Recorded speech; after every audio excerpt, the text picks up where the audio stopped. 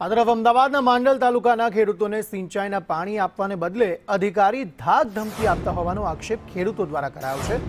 ઉંગરોદથી Ranipura minor canal બનાવી ત્યારથી આજ દિન સુધી પાણી છોડવામાં નથી આવ્યું। હાલમાં ખેડૂતોએ રવિ પાકનું વાવેતર કર્યું છે અને પાણી વિના પાક સુકાઈ રહ્યો છે, જેને પગલે ખેડૂતોમાં ભારે રોષ જોવા મળી રહ્યો છે। 15 વર્ષથી કેનાલ બની પણ આજ સુધી પાણી અમારે પહોંચ્યું નથી। કેનાલ આખી તૂટી જાય છે, મોટા મોટા ઝાડ થયેલા છે અને ક્યારે કેનાલ સાફ નહીં ચાલી એટલે પાણી પહોંચતું નહીં। એટલે પછી અમે વધારે રજૂઆત કરવા છતાં પછી એમને એવું વિચાર્યું કે તમે મને હેરાન કરો, એટલે એમને સાહેબ અમારી વિરુદ્ધ ખેડૂતના વિરુદ્ધ એમને અરજી આપી પોલીસ સ્ટેશને।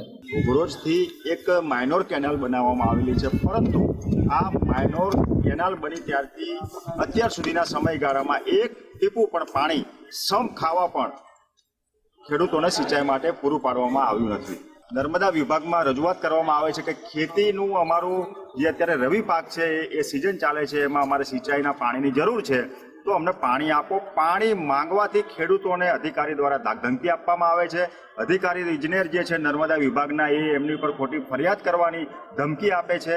તેમજ આ બધી જ બાબતોને લઈને આજે ખેડૂત આગેવાનો સાથે ખેડૂતો દ્વારા સ્થાનિક લોકો દ્વારા નાયબ કલેક્ટર શ્રી વિરમગામને અમે લોકોએ લેખિતમાં આવેદનપત્ર આપીને જુદી